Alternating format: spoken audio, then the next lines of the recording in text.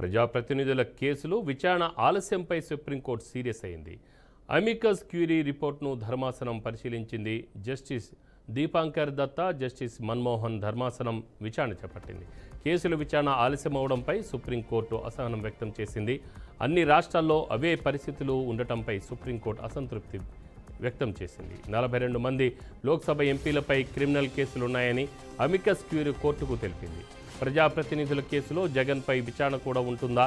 జగన్పై ఉన్న కేసులపై త్వరలోనే విచారణ జరుగుతుందా?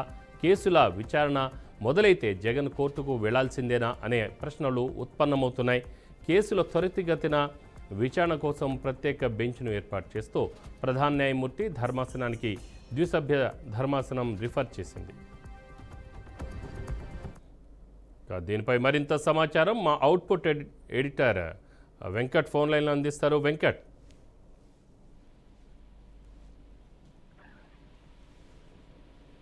రైట్ రామారావు, సుప్రీంకోర్టుకు వచ్చే క్రితం ఒక కీలక పిటిషన్ పై కొన్ని కీలక వ్యాఖ్యలు చేయడం జరిగింది. ప్రధానంగా ఎవరైతే 42 మంది లోక్సభ ఎంపీలు ఎవరైతే ఉన్నారో, కొంతమంది అంటే క్రిమినల్ కేసులు నుండి ఇప్పటికీ స్టిల్ ఎంపీలుగా కొనసాగుతున్న వ్యక్తులు ఎవరుతున్నారో వారి కేసుల దర్యాప్తు విచారణ ఎందుకు ఆలస్యం అవుతుంది అనే విషయం పైన సుప్రీంకోర్టు విచారణ చేపట్టడం జరిగింది.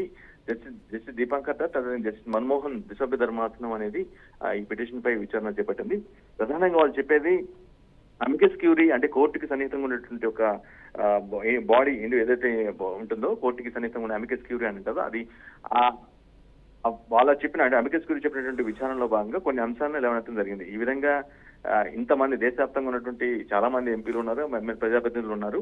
కానీ వాళ్ళలో ఒక 42 ఎంపీల గురించి కేసు విచారణలో భాగంగా ఈ వ్యాఖ్యలు చేయడం జరిగింది. ఎందుకు వాటిని మీరు ఇంకా ఎందుకు ప్రొలాంగ్ చేస్తున్నారు, ఎందుకు తీసుకోవట్లేదు, వాళ్ళ మీద చర్యలు ఎందుకు తీసుకోవట్లేదు, ఇన్ని సంవత్సరాల పాటు ఆలోచించాల్సిన అవసరం ఏంటి? ఏదో కేసు నమోదైన క్రిమినల్ కేసు నమోదైనప్పుడు దాన్ని చాలా స్ట్రిక్ట్ గా సీరియస్ గా తీసుకుని దాన్ని విచారణ చేయాలి, తగిన విధంగా చర్యలు తీసుకోవాలి. కానీ ఎందుకు ప్రొలాంగ్ చేస్తున్నారనే అంశాన్ని అమికస్ క్యూరీలు లేవనెత్తినటువంటి ప్రశ్నకి సుప్రీంకోర్టు చాలా సూటిగా ప్రభుత్వాన్ని క్వశ్చన్ చేయడం జరిగింది.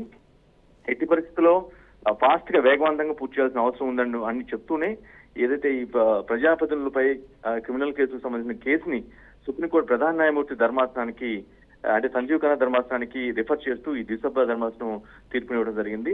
ఖచ్చితంగా సాధ్యమంత త్వరగా పూర్తి చేయాల్సిన అవసరం ఉంది. కాబట్టి ఎందుకంటే ప్రజాప్రతినిధులు అనేవారు లా మేకర్స్, వాళ్ళు ఖచ్చితంగా వాళ్ళు సొసైటీలో కొంత ఆదర్శవంతంగా ఉండాలి. అలాంటి వ్యక్తులు ఈ విధంగా క్రిమినల్ కేసులు పెట్టుకొని బయట అధికారం అంటే ప్రభుత్వ పవర్తో ప్రజలిచ్చినటువంటి ప్రజాస్వామ్య పవర్తో ముందుకెళ్లడం అనేది సరికాదు.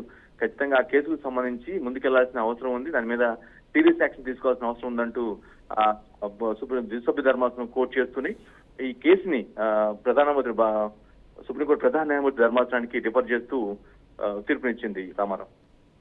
Right Venkatesh, thank you.